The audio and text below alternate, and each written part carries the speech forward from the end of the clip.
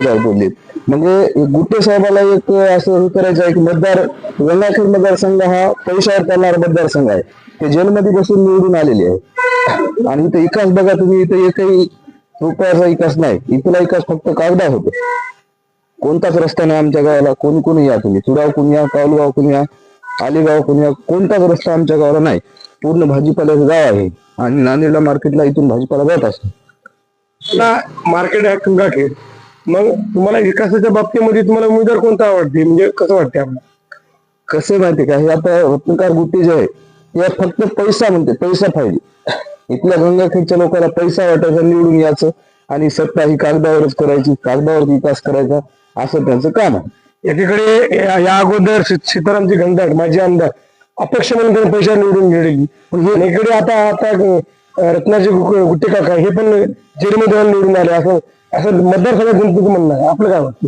त्यांना पैशासाठी उमेदवार बाहेरचा मानवतून जो उमेदवार आणलाय, बलाढ्य पैशानं आहे, महाशक्ती आहे, त्याच्यामुळे तो उमेदवार आणलाय ना त्यांना. आता एकीकडे अपक्षाचं तुम्हाला काय वाटतं? अपक्ष माणूस चांगला आहे, संदीप भोगे इथला प्रॉपरचा माणूस आहे, पूर्णतलाच राहणारा माणूस आहे. पण हा त्याला गुंड म्हणतो, वाळू माफिया म्हणतो, असं तसं म्हणत राहतो. मग एकीकडे भाजप आमदार, मग त्यांना पण भ्रष्टाचाराचा आरोप, त्यांनी जेलमधून निवडून आलेत. हा, मग त्याने जेलमध्ये काय कांदे खायला गेलता का जेलमध्ये? हा, यानं भ्रष्टाचार केला म्हणून जेलमध्ये गेला ना. शेतकऱ्याचे वजन काटा लाखो रुपये उसाचे खाल्ले त्यांनी, सातबारावर बोजा टाकले. आमच्या गावातील सुद्धा नागरिक आहेत काही गडगिरी कंपनीचे, त्यांच्या सातबारा 2-2, 2.5 लाख विनाकारण गेला, तर बँक सुद्धा माहित नाही आमच्या गावातल्याला ही कर्ज काढायची. मग तुमच्या सर्कलमध्ये म्हणजे धनशक्ती विरुद्ध जनशक्ती असं मला म्हणणं आहे. हा, बरोबर बरोबर. मग जनशक्ती कुणा कोण राहील? संदीप भोगे. म्हणजे तुम्हाला काय वाटतं कोण सरस आहे? संदीप भाऊ कशामुळे? काय भाजप लोक हेच राहिले नाही.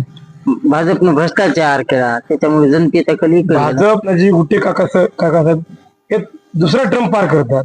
तुमच्या गावचे तरी विकास दिसतो. असं भाजपनंच केलंय ना हे मेन. भाजपनं असं केलं म्हणून आता जनता बदल एकीकडे करायला. माणूस सत्तेकडे होते, मग तुम्ही अपक्षाकडे का? सत्तेनं काही केलं नाही म्हणून अपक्षाकडे. जे निवडून आला त्यानं फक्त आपलं स्वतःचं घर भरण्याचं काम केलं. कोणताच बेसिक काम कोण्याही उमेदवारानं आजपर्यंत केले नाही. रत्नाकरचे गुट्टे साहेब एक दुसरा ट्रम आमदार आहेत, ते आता 7 वर्षाच्या पूर्ण करत आहेत. भाजपचं इकडे सरकार आहे देशात, राज्यात. तर आपल्या गावच्या विकासाकडे, रस्त्याकडे कुठले लक्ष नाही. गुट्टे साहेब आमच्या गावाला हे गटू जे पडलेले हे दाखवा गटू, हे गटू येऊन पडून आज 5 वर्ष झाले. त्याचा रत्नाकर गुट्टे साहेबाचा फंड देणार होता मला. आणि लोकांचं असं म्हणणं होतं की रत्नाकर गुट्टे साहेबाला एक 10% दिल्याशिवाय त्यांचं काम होत नाही. त्याच्यामुळे आमच्या गावातलं हे जे काम राहिले, तुम्ही कुठल्याही रस्ते जाऊन बघा, ही नवीन जी पाण्याची टाकी झालेली, त्या टाकीची काय वाट आहे अजून चालू झालं नाही. 6 महिने झालं त्या टाकीचं कोणतंही काम नाही. हे जिल्हा परिषद काम आहेत ना, त्याच्यावर कोणाचंही नियंत्रण नाही आणि लोकांचं पण लक्ष नाही.